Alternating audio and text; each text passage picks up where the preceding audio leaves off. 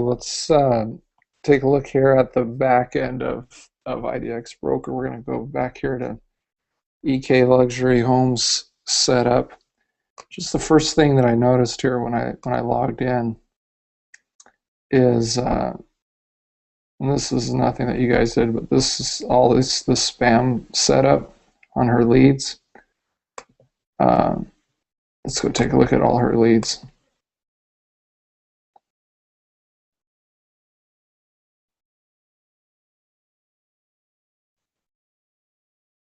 So we can see that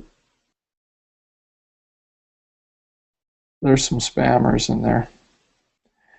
So I think you need to set up a CAPTCHA. We're going to take a look at that because we can see that, in the last couple of days, everybody that signed up is just spam, and all those guys are spam,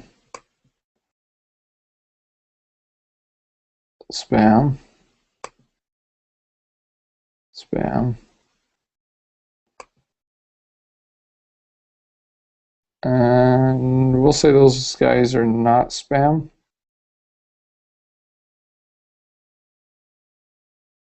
But it looks like basically she's just getting spammed to death.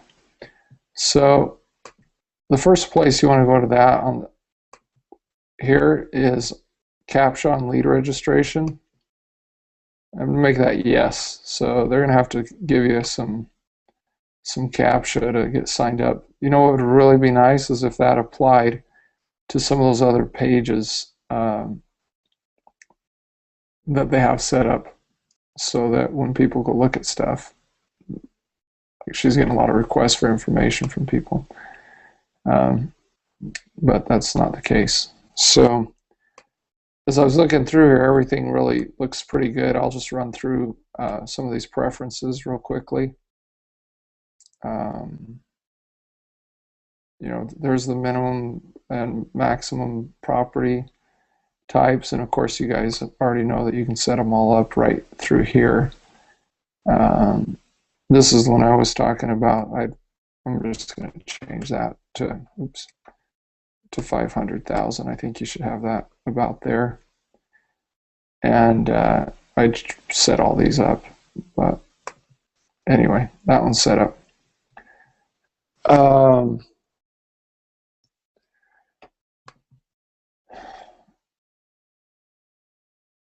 Virtual tours, show MLS, yeah, show feature my properties, yes. This is important right here. This is default number of characters to display. Sometimes you get too many characters and it'll ram over into those logos, and so you want to set that up like that. You've got to show those properties. Everything looks good there. The details, again, looks good. You can work through these different forms here and see if one of them maybe gets you less spam than another. Who knows?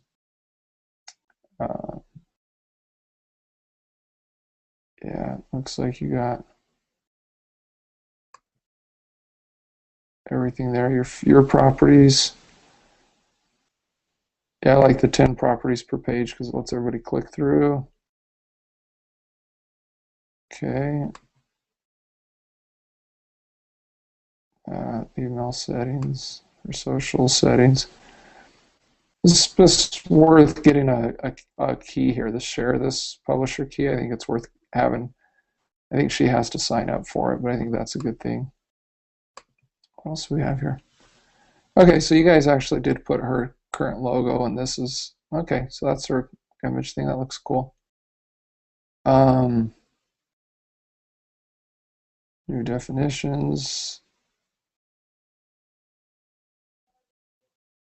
Okay, and here's so where we start getting, she has a city list. It looks like this is what we talked about on that other video. So on this sitemap, that's probably fine like that. I think on her search by city settings, I think you want to use, if she has something up, we'll look at this in a minute, the Fort Lauderdale settings, we may want to do that. And then you have search by price increment. So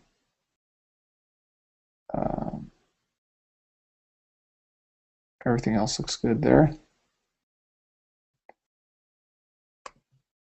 So let's look at these city lists. And again, these things are just nutty to even look at because you have to click through all these things. And you know, this goes back to what I was saying. To me, that's just too many cities. But you know, who knows? Maybe she serves that area. These saved links. This, you know, there's a couple ways to do this. You can go through here, and let's just pull one of hers. So let's go to property search. Oh shoot! You have to go to the home. So this is the one that we were belly aching about earlier today. Boca Raton Homes. So I'm going to copy that. And I'll actually, I can copy and paste a link in here. And we're just going to put it in descending order.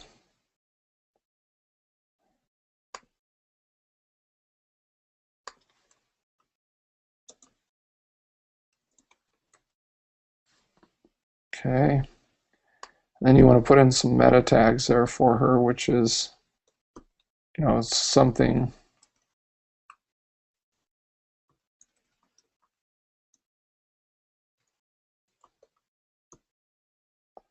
You know, this probably doesn't apply in this case, or whatever her market is, which is, you know, Fort Lauderdale luxury. So let's do that. Boca Raton luxury.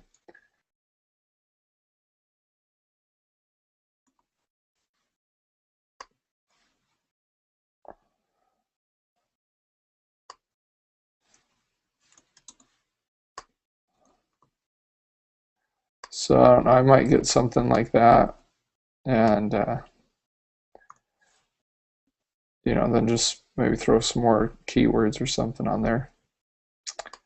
You know, you can put a link description. These are homes in Boca Raton that are, you know, descending order.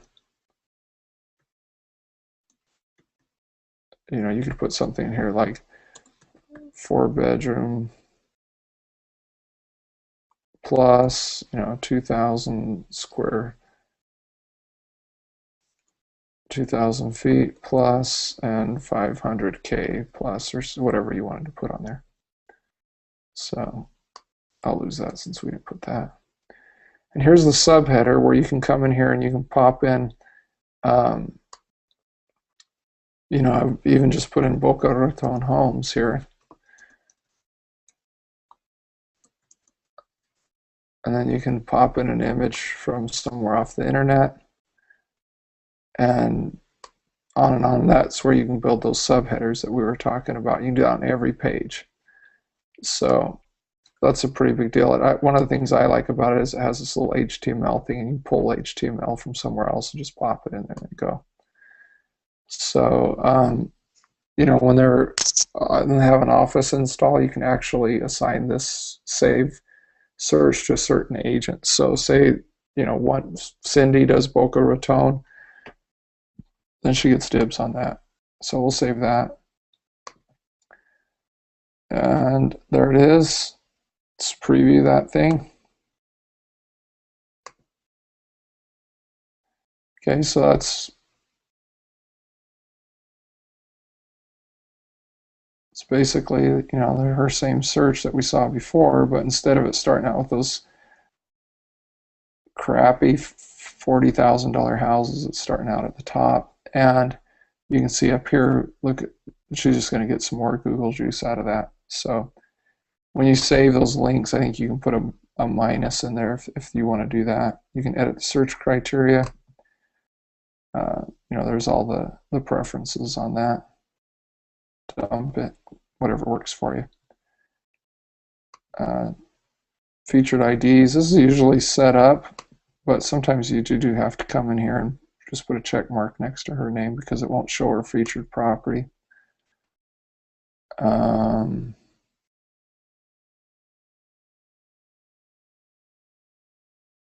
Rename. This is actually a new one. I don't think I've even seen this before. So this may apply to some areas, or this may just be a brand new feature that they put in here. So as these go changing, then yeah, obviously you can change them. I'm just thinking that I think you're getting these as I saw this on one of your search engine optimization things.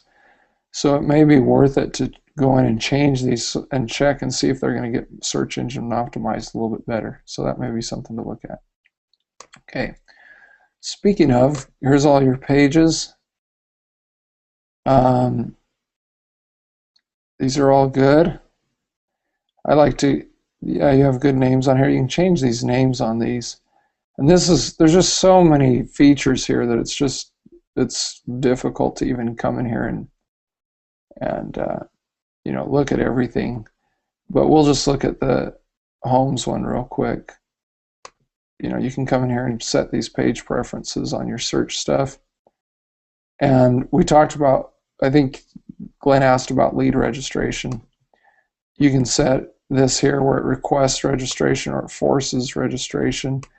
The truth is that I think you might as well just force it as request it, because maybe it's the same thing. A lot of people see the request and they perceive it to be the same thing. You can set up the search engine optimization stuff here. You know, it just kind of depends on how people want to do this.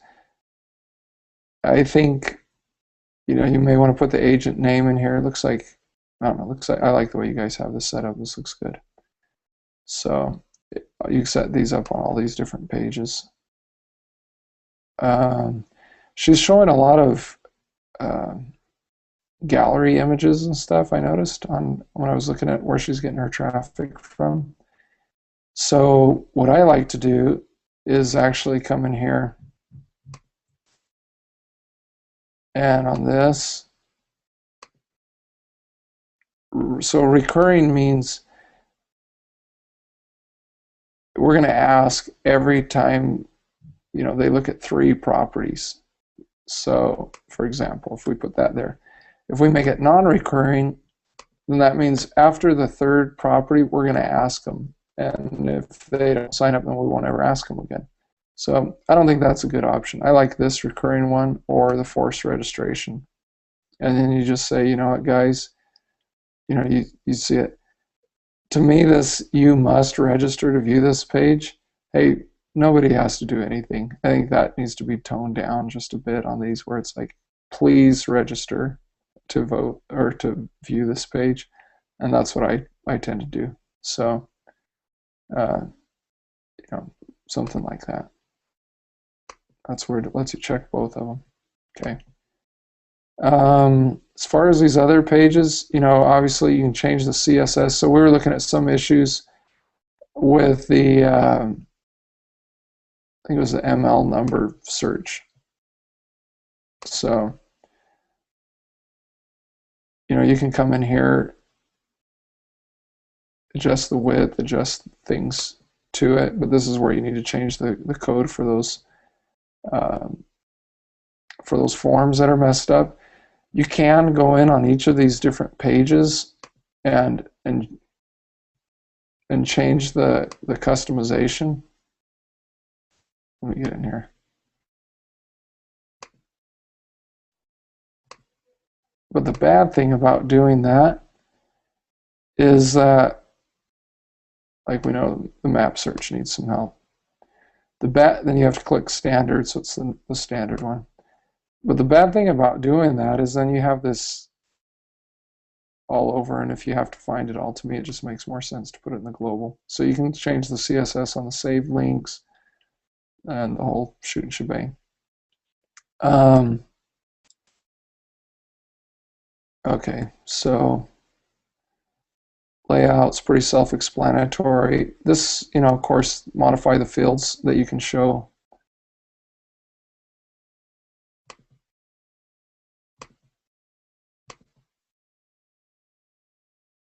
So I think that's pretty cool. Mine on a Mac, somehow that doesn't work very good. So I have to do it. I think I have to use Firefox to make it work right.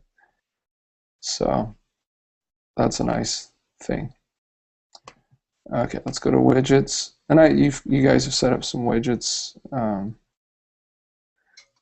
some of these things. So I know this is that one probably in the sidebar, right?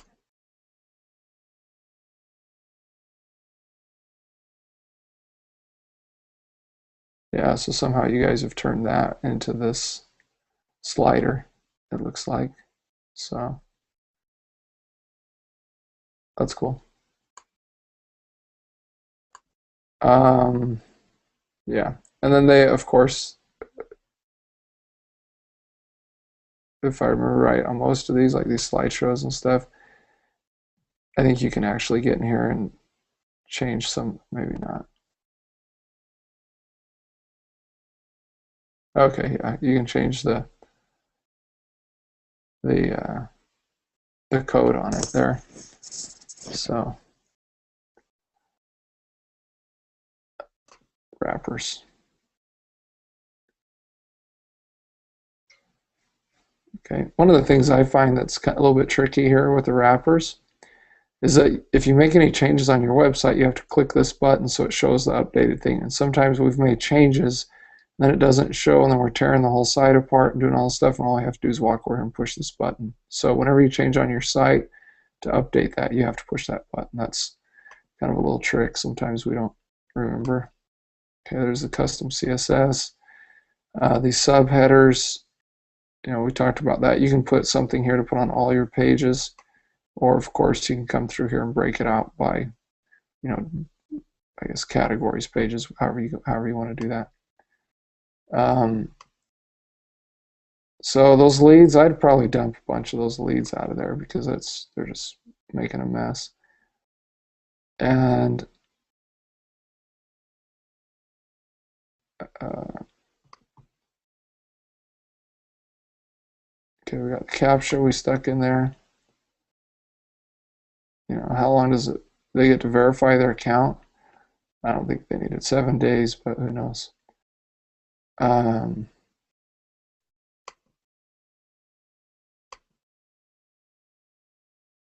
We actually are pushing some to top producer, and they like that.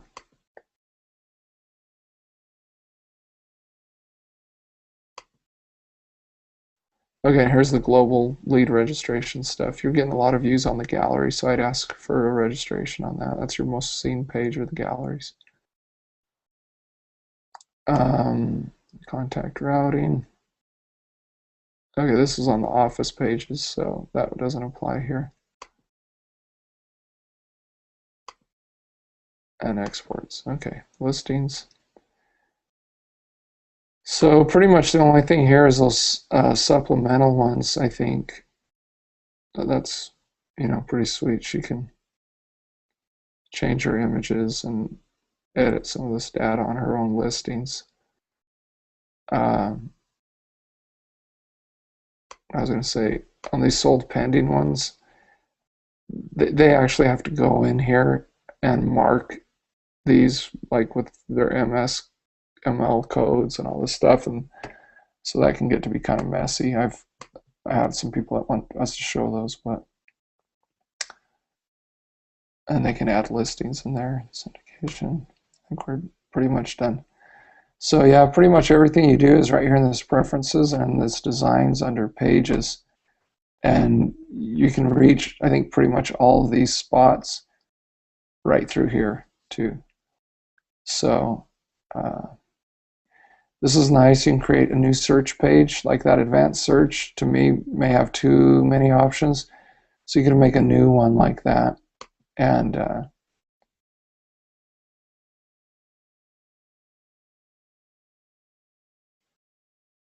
so I kind of bit off more than I could chew on that. So I'm going to just close that window. So anyway, that's kind of how we do it. And I don't know if there's any questions or whatever, let me know. Thank you.